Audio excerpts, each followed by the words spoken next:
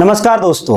मानसरोवर पर्वत हिमालय की चोटी पर बसा एक रहस्यमय पर्वत और हमारी आस्था का केंद्र, जहां हमारे शिव पार्वती जी का निवास स्थान है।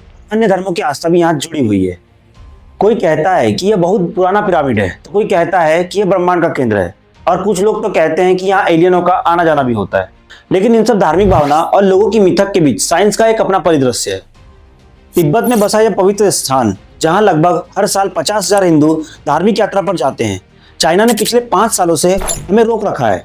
2020 के बाद यह लगातार 5वां साल है जब चीन भारतीयों को कैलाश मानसरोवर जाने से रोक रहा है।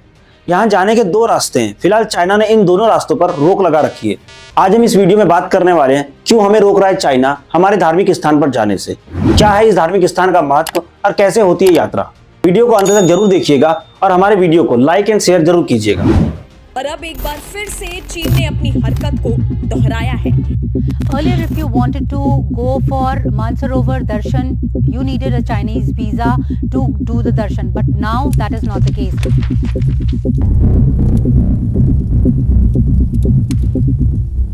15 जुलाई 2024 को मोदी सरकार 3.0 ने एक आरटीआई के जवाब में कहा कि पवित्र धार्मिक स्थान पर जाने से रोककर चीन हमारे 2 अहम समझौतों को तोड़ रहा है। इसके अलावा चीन इसी इलाकों में एक मिसाइल साइट भी बना रहा है। कैलाश मानसरोवर का ज्यादातर एरिया तिब्बत में है, वही तिब्बत जिस पर चीन अपना अधिकार बताता है। कैलाश पर्वत श्रेणी कश्मीर से भूटान तक फैली हुई है।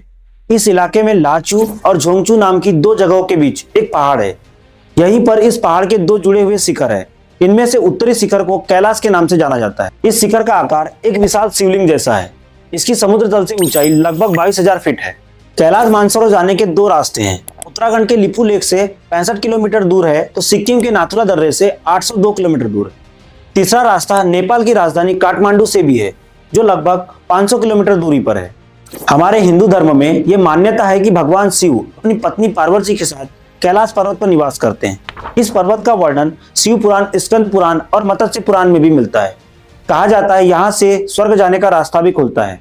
कैलाश पर्वत पर ऐसी बहुत सी चीजें देखने को मिलती है जो हमारी धार्मिक भावनाओं और मान्यताओं को बल देती है। तिब्बत और नेपाल में प्राचीन बौद्ध धर्म के लोग इसे स्वास्तिक पर्वत भी कहते हैं और मानते हैं कि पर्वत के दक्षिण मुख पर स्वास्तिक का निशान है। दोस्तों, दूसरे धर्मों में भी इस पर्वत का काफी महत्व देखने को मिलता है। जैन धर्म इसे अपने प्रथम तीर्थंकर ऋषभ देव की जन्मस्थली मानता है, और वहीं कहा जाता है कि सिख के प्रथम गुरु नानक जी भी यहाँ आए थे, और बौद्ध धर्म में इसे ब्रह्मांड का केंद्र बिंदु बताया गया है। लेकिन चाइना हमारी आस्था और मान्यताओं के बीच कैलाश मानसरोवर समझौते को तोड़ रहा है।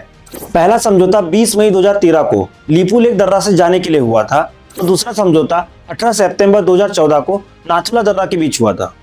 किसी भी कंट्री के बीच जब कोई एग्रीमेंट होता है तो उस एग्रीमेंट के पीछे कोई भी फैसला एक तरफा नहीं होता, लेकिन चाइना ऐसा कर रहा है जो गलत है।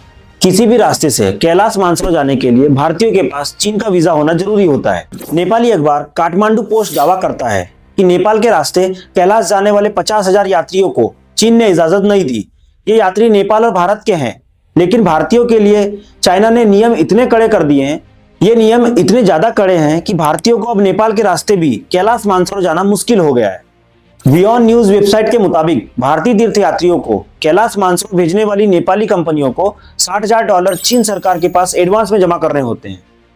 क्या आपको पता है कैलाश मानसरोवर यात्रा जाने के लिए प्रति व्यक्ति 2.5 लाख रुपए तक का खर्च आता है। यात्रा जून से सितंबर तक चलती है। यात्रा पर जाने के लिए आपकी एज 18 से 70 साल के बीच होनी चाहिए। यात्रा में जाने के लिए उत्तराखंड के लिपू लेक मार्ग से 24 दिन लगते हैं और सिक्किम के नाथुला दर्रे से 21 दिन। दोस्तों, इस यात्रा पर जाने के लिए दिल्ली में 3 दिनों तक की ट्रेनिंग दी जाती है। कुछ जरूरी डॉक्यूमेंट जो आपको यात्रा की परमिशन के लिए रिक्वायर्ड होते हैं: passport, visa, address proof, photo और मेडिकल सर्टिफिकेट। लेकिन यह यात्रा पहले 1.5 लाख रुपए प्रति व्यक्ति थी, लेकिन चाइना ने इसे बढ़ाकर 2.5 लाख रुपए प्रति व्यक्ति कर दी। इतना ही नहीं, नेपाल में कैलाश मानसरोवर जाने के लिए आवेदन करने वाले लोगों को खुद मौजूद खड़ा रहना होता है और उनके बायोमेट्रिक भी लिए जाते हैं। कहा जाए तो नियम अब इतने कड़े हो गए हैं कि भारतीयों के लिए कैलाश मानसरोवर जाना मुश्किल सा हो गया है। दोस्तों, लेकिन चीन हमें कैलाश मानसरोवर जाने से क्यों रोक रहा है? किसी भी धार्मिक स्थल पर जाने के लिए कोई इंटरनेशनल लॉ और कानून नहीं है, बल्कि उसी देश का कानून लागू होता है। कल को पाकिस्तान चाहे तो करतारपुर कॉरिडोर बंद कर सकता है, तो कभी सऊदी अरब भी मक्का मदीना जाने वाले रास्ता को बंद कर सकता है। किसी भी धार्मिक भावनाओं को आहत करना किसी भी कंट्री के साथ चल रहे रिश्तों को बताती है। यानी हमारे चाइना के साथ रिलेशनशिप कुछ ठीक नहीं चल रहे हैं। वैसे भी 2019 में कश्मीर से आर्टिकल 370 खत्म होने के बाद 2 आक्रामक फैसले लिए चाइना ने। गालवान घाटी में भारतीयों से झड़प करवाई तो कैलाश मानसरोवर यात्रा पर भी रोक लगा दी। द प्रिंट ने अपनी रिपोर्ट में दावा किया है कि चीन कैलाश मानसरोवर के पास मिसाइल तैनात करने की कोशिश कर रहा है। कहा जाता है कि 1960 के दशक तक कैलाश मानसरोवर उसके आसपास का इलाका भारतीय अधिकार क्षेत्र में आता था। 1959 में चाइना ने जब इसे अपने अधिकार क्षेत्र में दिखाया था तो प्रधानमंत्री नेहरू जी ने विरोध करके इसे बचाने की कोशिश की थी, लेकिन बचा नहीं पाए। दोस्तों, इस इलाके के साथ भारत का 300 साल पुराना इतिहास जुड़ा हुआ है। यही वजह है कि चाइना इस मैटर पर बात करने से पीछे हट जाता है। दोस्तों, आपको इस वीडियो में बहुत कुछ जानने और समझने को मिला होगा। अगर आपको ही कैलाश मानसरोवर के बारे में कुछ अन्य जानकारी है तो कमेंट सेक्शन में जरूर बताइएगा।